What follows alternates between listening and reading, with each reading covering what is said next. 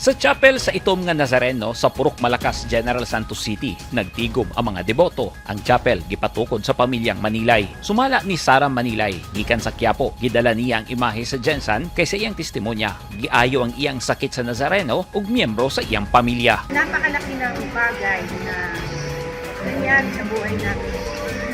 Una, yung anak ko na nagkasakit. So, ipinangako ko sa Panginoon na magtatayo ko ng chapel.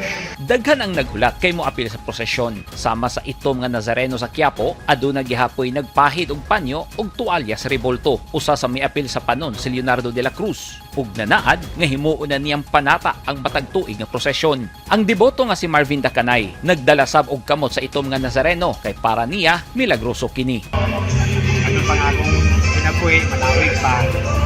Malawig na po yung mga pamilya ko, malayo sa mga sakit. Ito po yung kamay na po ito po yung yung sa mismong kamay po ng Nazareno sa Quiapo na dinadala po dito.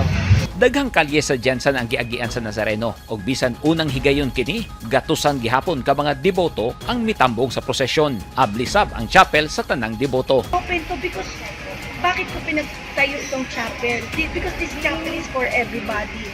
So yun ang gusto ng mga Nazareno.